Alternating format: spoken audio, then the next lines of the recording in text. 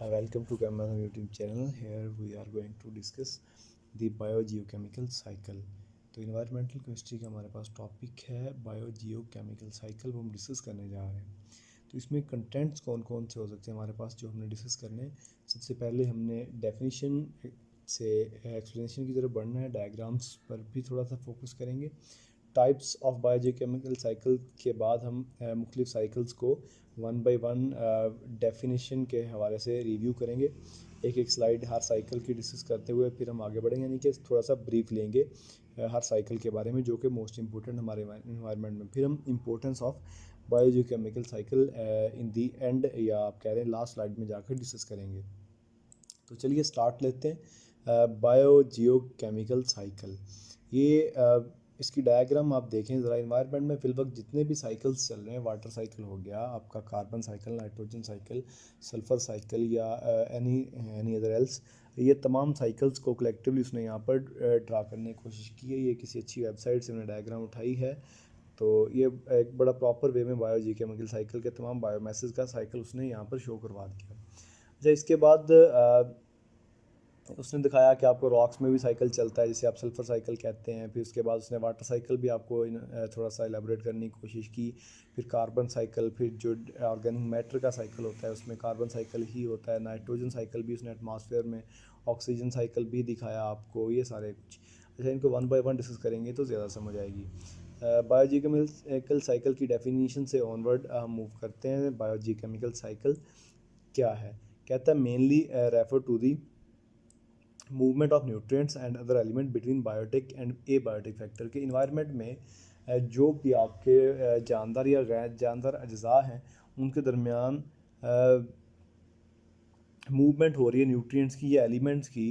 तो ये तमाम चीज़ें किस में कवर करेंगे हम? बायोजियोकेमिकल साइकिल्स में। टर्म बायोजियोकेमिकल साइकिल कहता है ड्राइव की गई बायो से, बायो का मतलब लाइफ होता है, या biosphere meaning biosphere, Jio meaning the geological components, and chemical meaning element that move through a cycle. अगर मैं सादा लफ्ज़ों में बात करूं, बायो का मतलब लाइफ है, जियो का मतलब अर्थ है या साइंटिफिक स्टडी ऑफ अर्थ है। तो इसके बाद नेक्स्ट केमिकल की बात की, केमिकल मादे की कंपोजिशंस और केमिकल्स के बारे में पढ़ते हैं। तो ये वही बात कर रहा है कि हमारे इन्वायरमेंट में फ्लो ऑफ ऑर्गेनिक मैटर जो है उसको हम डिस्कस करते हैं बायोजियोकेमिकल साइकिल में। ये उसकी डेफिनेशंस होगी। उसके बाद law of conservation of mass है, कहता है ना ही मैटर ख़त्म होता है ना ही मैटर पैदा किया जा सकता है, बल्कि इस हमारे सारे अर्थ पर मैटर एक फॉर्म से दूसरी फॉर्म में चेंज हो रहा है, रिसाइकल हो रहा है। अच्छा, इसके बाद एनर्जी जो है वो भी कहता है बिल्कुल ऐसे ही ना पैदा की जा सकती है ना ख़त्म की जा सकती, बल्कि एक फॉर्म से दूसरी फॉर्म में, जैसे कि सूर्य की हीट एनर्जी हमारे क्लोज सिस्टम में ही मूव कर रही किसी एक फॉर्म से दूसरी फॉर्म में। मेजर जो हम साइकिल्स डिस्कस करेंगे उनकी उसने बात की, हम carbon cycle, hydrogen cycle, nitrogen cycle, oxygen, phosphorus और सल्फर साइकिल, तो ये हम डिस्कस करेंगे। ये एलिमेंट्स हैं सॉरी हमारे इन्वायरमेंट के। अच्छा, इसके बाद टाइप्स ऑफ बायोजियोकेमिकल साइकिल की अगर बात करें तो इसमें बेसिकली टू टाइप्स में डिवाइड कर सकते हैं बायोजियोकेमिकल साइकिल को। पहला है गैसीय साइकिल। गैसीय साइकिल में carbon, nitrogen, oxygen, water cycle आता है। और दूसरा है सेडिमेंट्री साइकिल्स, इसमें सल्फर, फास्फोरस और रॉक साइकिल्स वगैरह आ जाते हैं। तो सबसे पहला हमारे पास साइकिल है इसमें water cycle.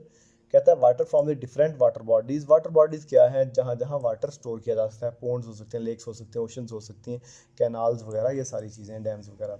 Water bodies evaporates, cools, condense and falls back to the earth as a rain.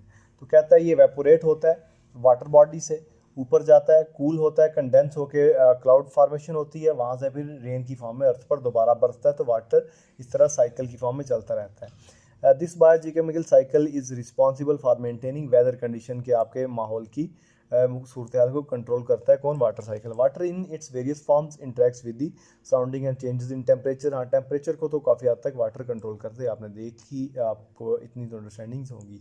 Theirs another process called evapotranspiration. Evapotranspiration मतलब ट्रांसपिरेशन हम पढ़ते हैं पौधों से जो ट्रांसपायर होता है वाटर, उसकी बात करते हैं, जो ड्रॉपलेट्स बबल्स अप होते हैं वहाँ से पौधों के लीव से। कहा there is another process called evapotranspiration, vapour produce from leaves के, पौधों के पत्तों से जो ट्रांसपिरेशन होती है उसकी बात कर रहा है, विच एड्स दिस प्रोसेस की। कहता है ये जो पत्तों से ट्रांसपिरेशन होती है जिसे हम वेपर ट्रांसपिरेशन कहते हैं, ये भी वाटर साइकिल में काफ़ी हद तक जो है एड्स करता है, यानी कि मदद फराहम करता है। It is the evaporation of water from the leaves, soil and water bodies to atmosphere which again condense and falls as rain. तो ये सारा कंडेंस होकर ऊपर जाता है इवेपोरेशन के बाद, ये सारा कुछ बाद में एज अ रेन बरसता है। इसके बाद carbon cycle, it is one of the biogeochemical cycle in which carbon is exchanged among biosphere and geosphere.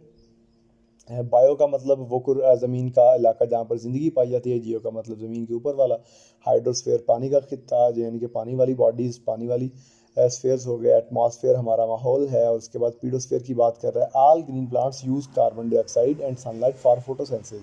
तो कार्बन क्या है, कहता है तमाम पौधे जो हैं वो क्या करते हैं, कार्बन डाइऑक्साइड और सूर्य की रोशनी को इस्तेमाल करते हैं अपनी खुराक तैयार करने के लिए, यानी फोटोसिंथेसिस करने के लिए। इसके बाद carbon is the stored the plant, carbon पौधों में स्टोर होती है। दी ग्रीन प्लांट क्या करते हैं, जब ख़त्म हो जाते हैं यानी डेड हो जाते हैं, तो ये सॉइल में डंप कर दिए जाते हैं, या डंप हो जाते हैं, या पड़े रहते हैं, गलना सड़ना शुरू कर देते हैं। तो ये फॉसल फ्यूल भी बनते हैं made from carbon. This fossil fuel when burned release carbon dioxide into atmosphere. तो कार्बन डाइऑक्साइड जाती है हमारे माहौल में जब इनको जलाया जाता है, पत्तों को, लकड़ियों को, या ये नीचे जो गला सड़ा मवाद है। Also these animals and also कहता है एनिमल, और जो जानवर हैं हमारे वो भी कंज्यूम करते हैं प्लांट्स को।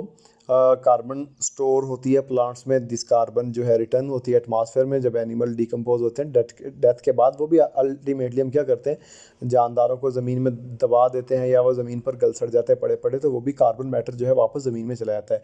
दी कार्बन रिटर्न होता है इन्वायरमेंट में सेलुलर रेस्पिरेशन एनिमल से, और कहता है huge carbon content in the form of carbon dioxide produced that is stored in the form of fossil fuel, कोयल और ऑयल वगैरह में की फॉर्म में स्टोर होता है। And can be extracted from various commercial and non commercial purposes, यानी कि तजारती और गैर तजारती पैमाने पर इसको हम इस्तेमाल में भी लाते हैं। When factories use these fuels the carbon is again release back into the atmosphere during combustion. तो जब लकड़ी जलती है इंडस्ट्रीज़ में, हम गैसेस वगैरह का इस्तेमाल करते हैं, तो कार्बन फिर दोबारा हम इन्वायरमेंट में वापस रिलीज बैक कर देते हैं, इधर इन एटमॉस्फेयर आवर आबो हवा हमारी जो होती है उसमें, और दूसरा हम ज़मीन में भी। नाइट्रोजन साइकिल की बात कर लेते हैं।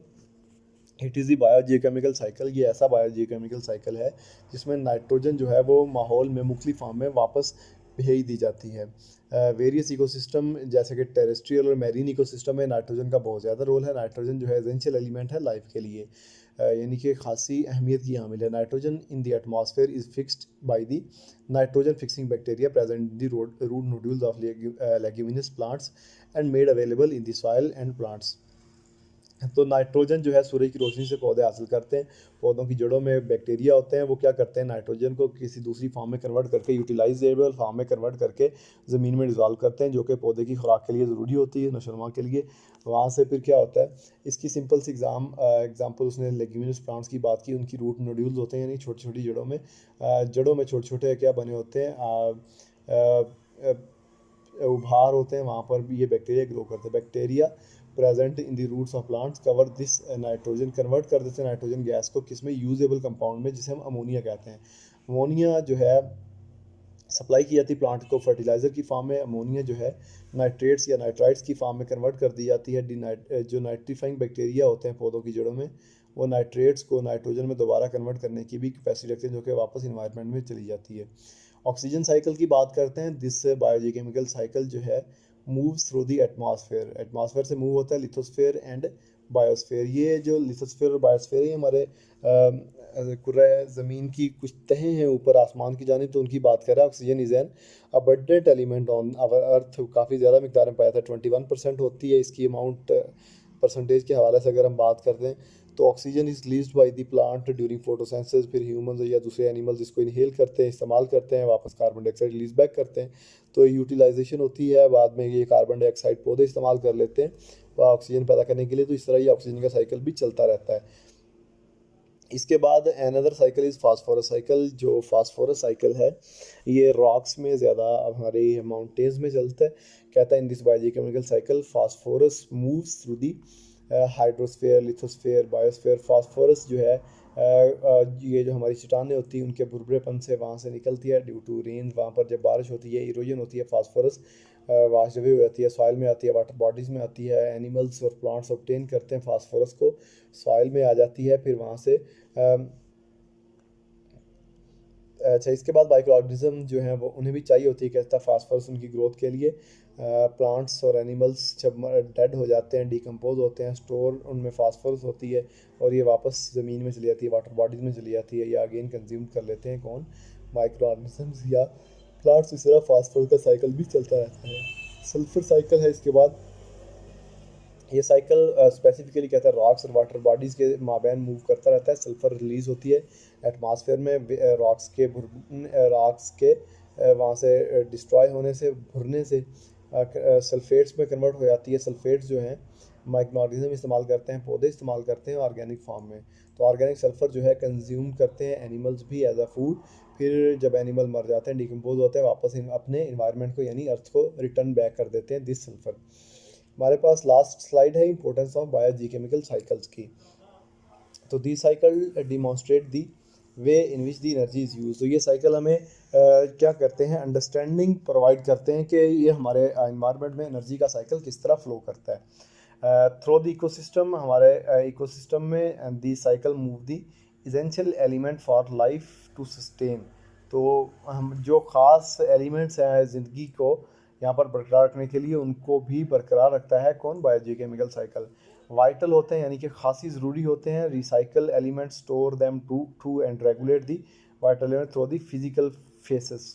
अच्छा, इसके बाद नेक्स्ट अगर बात करें, the cycles depict the association between living and non living things in the ecosystem and enable continuous survival of, यानी कि इकोसिस्टम को मेंटेन करने में काफ़ी ज़्यादा हद तक इनका रोल है। It is important to comprehend the cycles to learn the effect on living entities, कि हमें इनकी अंडरस्टैंडिंग्स जो हैं काफ़ी हद तक अपने माहौल को बेहतर बनाने के लिए भी मदद फराहम करती हैं।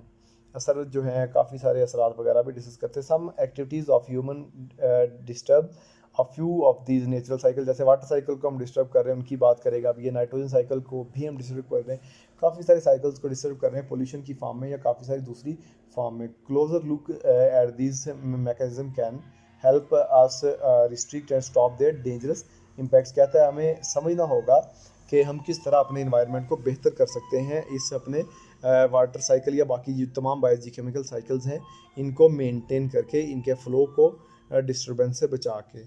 तो life can be better by these steps and understanding. So hopefully biogeochemical cycle is our core topic of discussion and you have gone through whole of this topic. तो उम्मीद है आपको समझ भी आई होगी और आपके लिए काफ़ी हेल्पफुल भी रहेगा आपकी क्लासेस में। अब तक के लिए इतना ही। ओके, अल्लाह हाफिज़।